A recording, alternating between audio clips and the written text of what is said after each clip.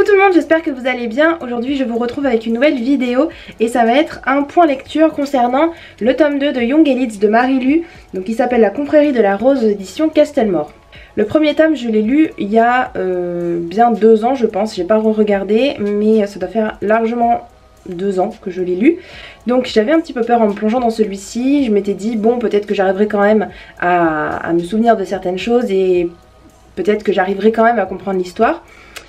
Et voilà, j'ai commencé le livre, j'ai eu du mal un petit peu au début parce que je me rappelais difficilement des personnages, mais bon, c'est arrivé quand même assez rapidement. J'avais une idée globale de ce qui se passait dans le premier tome, mais les détails je les avais plus ou moins oubliés, donc c'était assez compliqué de me replonger dans le roman. Je savais de toute façon que ça allait plus ou moins faire ça.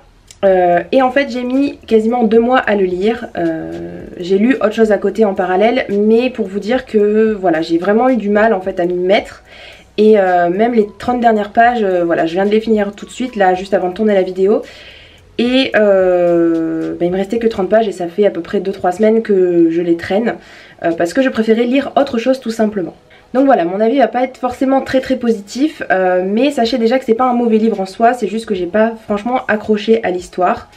Dans le premier tome on suivait Adelina, une jeune fille qui a vécu une enfance très compliquée et qui a tué son père carrément.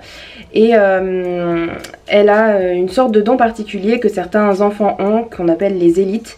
Et elle a du coup un pouvoir spécial et chaque élite a un pouvoir particulier et elle a le don de pouvoir faire mal aux gens en leur donnant des illusions qui font que, soit des illusions visuelles, soit des illusions même de douleur ou ce genre de choses. Et dans le premier tome elle apprenait à contrôler son pouvoir, elle rencontrait d'autres élites etc.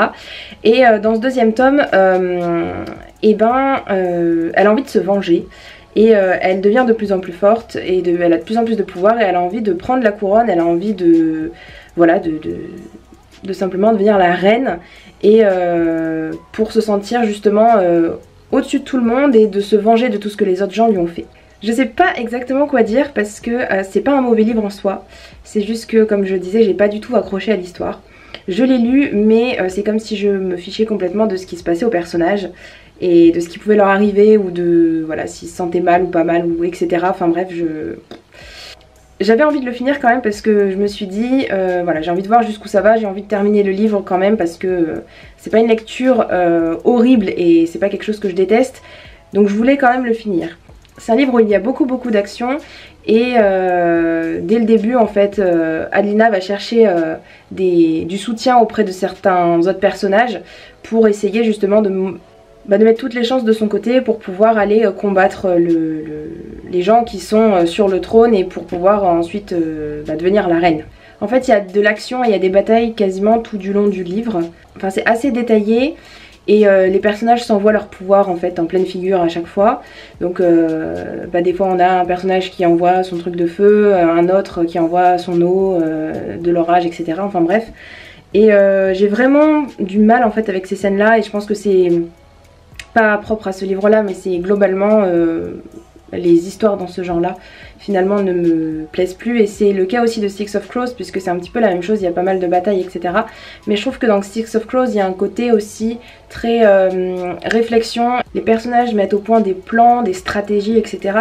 qui font que quand on est embarqué dans l'histoire, quand on lit, et des fois on est surpris par certaines choses parce que on s'attendait pas à ce que le personnage décide de faire ça de telle manière, ou il y a des petits détails par-ci par-là qui... Enfin je sais pas comment expliquer mais bref il y a des choses qui sont d'ordre aussi psychologique ou de réflexion qui font que on n'est pas dans la simple bataille alors que là c'est vraiment de la bataille pour de la bataille et voilà. Par contre ce que j'ai bien aimé c'est le personnage principal puisqu'on est toujours dans sa tête et qui à la fois a vraiment des pensées très négatives, très sombres et qui aime faire du mal clairement aux gens. Et qui à la fois du coup a ce côté là d'elle et qui sent à la fois que le pouvoir prend le dessus sur elle et du coup on a cette balance entre le mal, on a de la compassion un petit peu pour elle à la fois et en même temps, je sais pas, c'est un personnage très compliqué et voilà très complexe. J'ai beaucoup aimé ce personnage, j'ai beaucoup aimé aussi les autres, mais disons que c'est l'histoire en elle-même à laquelle j'ai pas accroché et ben du coup c'est dommage parce que pourtant c'est pas un mauvais livre en soi, je vous le redis, mais c'est pas le style de lecture je pense qui me convient tout simplement. Et du coup je lirai pas le troisième.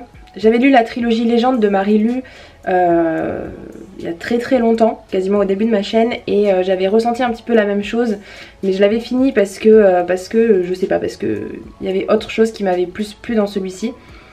Mais c'est un petit peu le même genre de lecture, donc si vous avez lu Légende, vous risquez d'aimer celui-ci, mais je pense que c'est moins ma tasse de thé aujourd'hui, donc c'est pour ça que je m'arrêterai au tome 2.